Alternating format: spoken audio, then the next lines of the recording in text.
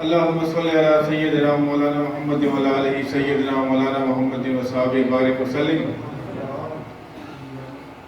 پیر و مرشد حضرت فقیر ہارون احمد صاحب، میرے عزیز دوستوں، بھائیوں اور بہنوں، بزرگوں، بچوں، بھائیوں، السلام علیکم۔ آپ سب کو یہاں دیکھ کر ہمیں، میرا مطلب ہم سب کو، تمام گھر والوں کو حقیقی خوشی ہوتی ہے۔ آپ اتنے دور سے آتے ہیں، عقیدت سے آتے ہیں، محبت سے آتے ہیں۔ آپ سب کو تہہ دل سے خوش آمدید۔ اللہ تعالیٰ آپ سب کو ایک ایک قدم پہ ہزاروں و کروڑوں نیکیاں عطا فرمائے۔ آپ جو مرادیں لے کے آئے ہیں تمام قبول و منظور فرمائے، اور ہماری یہاں جتنی بزرگ ہستیاں ہیں ان کے فیض میں سے سب کو فیض عطا فرمائے۔ بات کریں نوری دربار کی، عرس کی، اس سلسلے سے تقریر کی، تو سب سے پہلے جو میں ہمیشہ کرتا ہوں، اس بار بھی جس نے اس عرس کے انتظام میں حصہ لیا، اللہ ان کو اجر عطا کرے۔ جنہوں نے لنگر کا کام سنبھالا، جنہوں نے صفائیوں کا کام سنبھالا، جنہوں نے مہمانوں کی رہائش کا کام سنبھالا، غرض یہ کہ جو بھی کام کیا، لائٹوں کا کیا، ساؤنڈ کا کیا، اس سب کا اللہ آپ کو اجر عطا کرے، اس میں مزید آپ کو توفیق عطا کرے، تاکہ اسی طرح ہمارے عرس پاک کی جو روشنیاں ہیں، جو رونقیں ہیں، ہمیشہ قائم و دائم رہیں۔ میرے ذہن میں ایک دم سے میرا جو خیال تھا وہ یہ تھا کہ میری تقریر کچھ تھوڑی دیر بعد آئے گی، لیکن قبلہ کا حکم ہو گیا ایک دم سے، تو ابھی جو میرے ذہن میں میں وہی بیان کروں گا، تو یہ جو میرے دل سے ہوگا وہی بیان ہوگا، بجائے اس کے جو میں نے پہلے سے تیار کیا تھا۔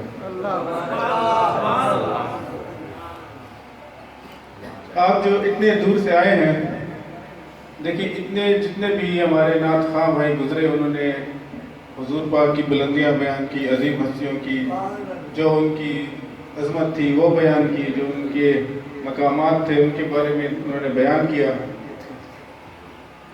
اسی طرح سے اس کے بعد جو صاحب تقریر آئیں گے وہ بھی ان عظیم ہستیوں کی تعریف کریں گے، ان کی عظمت بیان کریں گے۔ میں اس کے برعکس ہم جیسے جو گنہگار ہیں ان کے بارے میں تھوڑی مختصر بات کروں گا، کہ وہ تو عظیم ہستیاں ہیں، ان کی تو دعائیں قبول ہوتی ہیں، ان کے پاس کرامات بھی ہیں، معجزات بھی ہیں، اور وہ بخشے ہوئے ہیں۔ ان کی ہم جتنی تعریفیں کریں، جتنی عظمت بیان کریں، وہ ہم پوری رات بھی لگے رہیں تو بیان نہیں ہو سکتی۔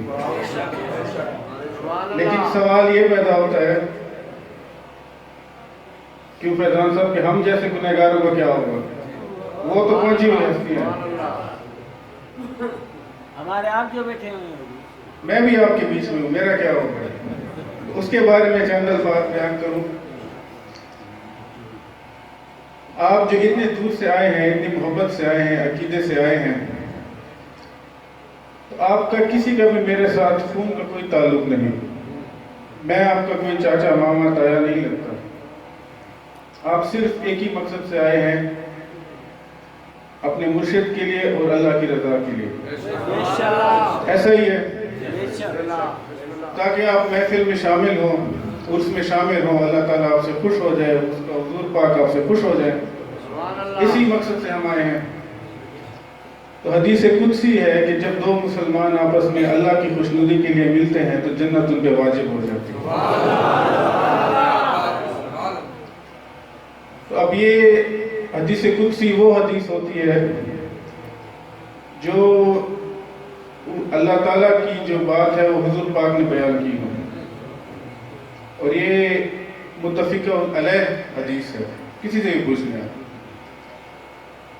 اب جو آپ اتنے دور سے آئے ہیں تو میں حدیث کی روح میں آپ کو بتا دیا کہ آپ کا اجر کیا ہے۔ اس کے بعد جب آپ اس محفل میں بیٹھے ہیں تو آپ کو صرف اور صرف حضور پاک کی محبت کھینچ کے لائے گی، کیونکہ ان کی نعت ہی بیان ہو رہی ہے، ان کی تعریف ہی ہو رہی ہے۔ किसी तीसरे बंदे की बात नहीं हो रही।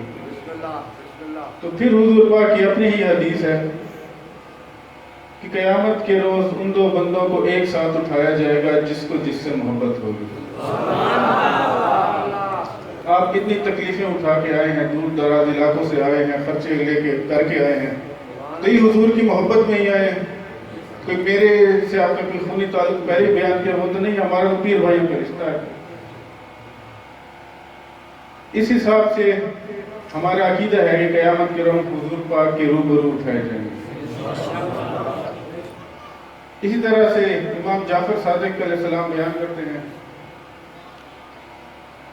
कि हर एक मुर्शिद का अपना एक काफिला होगा क़यामत के रोज़, हर एक काफिले का अपना एक झंडा होगा।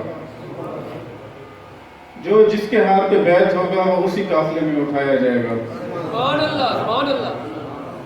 आगे बयान करते हैं कि ये कड़ी हत्ता के हुजूर पाक तक जा पहुंचेगी। अभी आप जिस के साथ आए हैं, जिस काफिले के साथ आए हैं, जिस खलीफा के हाथ पे बैत है, तो क़यामत के रोज़ हमारे बीच एक रूहानी रिश्ता होगा। और ये मैं अपनी बात नहीं कर रहा, इमाम जाफर सादिक अलैहिस्सलाम की बात। जरा आप गौर करें इस पे, इस रिश्ते पे कि कितना कीमती रिश्ता है। क़यामत के रोज़ ना आपको वालदा पहचानेगी, ना वालिद पहचानेगा, न भाई भाई को पहचानेगा, न बहन भाई को पहचानेगी, न बच्चे वालिदैन को पहचानेंगे, न वालिदैन बच्चों को पहचानेंगे। तो उस पे इमाम जाफर सादिक ये कहते हैं कि आप अपने पीर के हल्के के साए में होंगे। वही मुर्शिद आपको पहचानेगा, वही पीर आपको पहचानेगा, वही आपका जो अलम बरदार होगा वही आपको पहचानेगा। कितनी बड़ी बात है। और हत्ता कि ये सिलसिला हुजूर पाक का चलता जाएगा। आखिरी बात बयान करके फिर मैं इजाज़त लूँगा आपसे। वो भी हम जैसे गुनहगारों के मुतालिक ही है। वो जो अजमत वाली बातें हैं मैं बाकी मुकर्रिरीन के लिए छोड़ देता हूँ।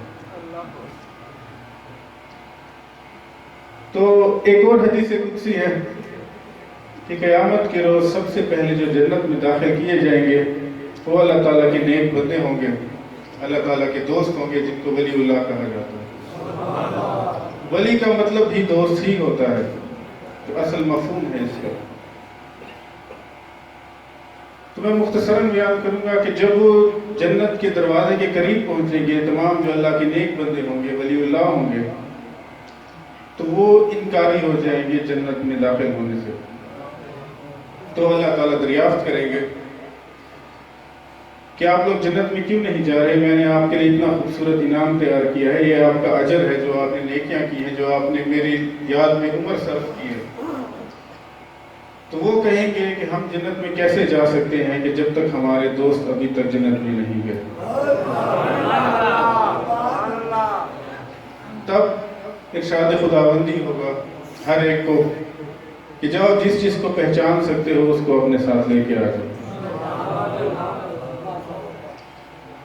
तो उन्हीं को ही पहचाना जाएगा जिन्होंने औलिया की खिदमत की होगी, या उनके साथ रहे होंगे, या उनके साथ वक्त बिताया होगा, उनकी याद में वक्त बिताया होगा, उनकी आल की खिदमत में वक्त बिताया होगा।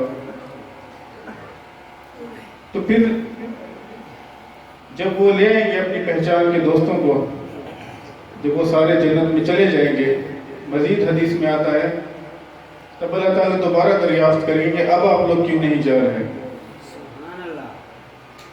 तो वो नेक बुजुर्ग हस्तियां जो होंगी वो बयान करेंगी अभी भी हमारे कुछ दोस्त बाकी हैं, अगर इजाज़त हो तो हम उनको भी साथ ले आएं। फिर दूसरी दफ़ा हुक्म होगा कि जाके जिस को पहचान सकते हो उसको वापस लेके आ जाओ, उनको भी लेके आ जाओ। हत्ता कि ये अमल 3 दफ़ा दोहराया जाएगा। तो जो औलिया के साथ रहते हैं, उनकी खिदमत करते हैं, उनको याद करते हैं, उनके बारे में अहादीस भी मैंने बता दी आपको। उनके बारे में मैंने आपको जो इमाम जाफर सादिक की कौल है वो भी मैंने आपको बता दिया है। इससे वाज़ेह हो जाता है कि ये महज बातें जो माशाअल्लाह अल्हम्दुलिल्लाह सब अकीदे वाले बैठे हैं, तो मुझे बयान करने की ज़रूरत नहीं कि दूसरे अकीदे वाले क्या कहते हैं। तो इससे हमारे अकीदे की तायीद होती है। फिर कुरान की तरफ चलें थोड़ा सा। ادھر ہم گنہگاروں کے لیے کیا حکم دیا گیا ہے. دیکھیں ایک اللہ تعالیٰ کی نیک ولیہ ہوئی ہیں، وہ جہاں پہ ذکر کرتی تھی، جہاں پہ نماز پڑھتی تھی، جہاں پہ اللہ تعالیٰ کو یاد کرتی تھی، وہاں پہ اس جگہ پہ اس مقام پہ ان پہ طرح طرح کے کھانے اور میوجات نازل ہوا کرتے تھے سبحان اللہ. آسمان سے. تو ان کے ایک استاد تھے، بہت ہی برگزیدہ استاد تھے. وہ اس وقت تک صاحب اولاد نہیں تھے. ان کی بڑی خواہش تھی کہ ان کی کوئی اولاد ہو. کافی ضعیف ہو چکے تھے لیکن اولاد نہیں تھی. لیکن جب دیکھا کہ ان کی جو طالبہ تھی، ان کی جو شاگردہ تھی، ان کے اوپر اللہ تعالیٰ کی طرف سے اتنی مہربانیاں ہو رہی ہیں، نزول ہو رہا ہے، تو کیوں نہ میں بھی اس جگہ بیٹھ کے دعا کروں، شاید قبول ہو جائے. اب یہ قرآن کی بات ہے. تو قرآن میں لکھا آتا ہے کہ ان بزرگ ہستی نے وہاں بیٹھ کے دعا کی، اللہ تعالیٰ نے قبول کی، ان کو بیٹا عطا کیا، سبحان اللہ. صرف اس جگہ کی نسبت سے. یہ جو بزرگ ہستی تھے حضرت زکریا علیہ السلام تھے. اب آپ دیکھ لیں اللہ تعالیٰ کے پیغمبر تھے، اگر دعا کرتے تو قبول ہو جانی تھی کہیں بھی بیٹھ کے. یہ جو کہتے ہیں نا کہ آپ گھر میں بیٹھ جائیں، اللہ آپ کے بہت قریب ہے، وہاں دعا کر لیں، آپ کو ادھر جانے کی کیا ضرورت ہے، ادھر جانے کی کیا ضرورت ہے. حضرت زکریا بھی گھر میں بیٹھ کے، اپنے کمرے میں بیٹھ کے، اپنے بستر میں بیٹھ کے دعا کر سکتے تھے. اللہ تعالیٰ ان کے بھی قریب تھا، شاہراہ کے ان کے بھی قریب تھا. اور یہ بزرگ ہستی جو خاتون تھی، یہ بی بی مریم علیہ السلام تھی، حضرت عیسیٰ علیہ السلام کی والدہ تھی. تو اس میں بھی ہم جیسے لوگوں کے لیے، ہم جیسے گنہگاروں کے لیے یہ سبق ہے کہ جو ولی اللہ کی ایک دعا آپ مانگتے ہیں اپنے گھر میں، اللہ تعالیٰ مالک ہے، خالق ہے، چاہے تو قبول بھی کر لیں.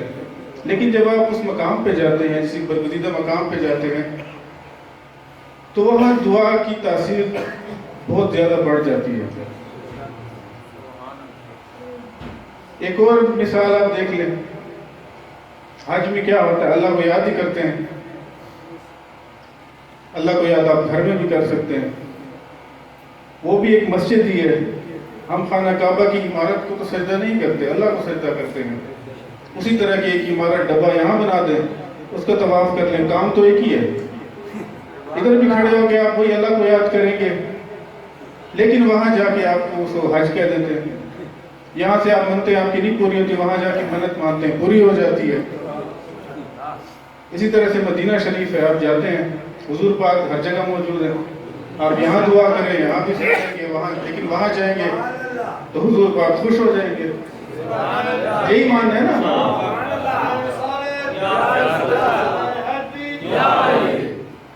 تو جو اولیاء کی استعمال چیزیں ہوتی ہیں، یا جہاں انہوں نے قیام کیا ہوتا ہے، جو انہوں نے بیان کیا ہوتا ہے، جو کچھ استعمال کیا ہوتا ہے، جو ان کی اولاد ہے، اس کی ایک وجہ ہے تبرک کی، اور وہ ثابت ہے قرآن سے، حدیث سے، روایت سے. آخر میں یہ دعا کروں گا، اللہ ہم سب کو توفیق دے کہ ہم اولیاء کی، پیغمبروں کی، نبی کی آل کی ایسی تعظیم کرتے رہیں، ان کے درود بھیجتے رہیں، ان کی تعریفیں کرتے رہیں، اور اللہ تعالیٰ قیامت کے روز ہمیں حضور پاک کی شفاعت میں ان کے ساتھ اٹھائے. وما علینا الا البلاغ.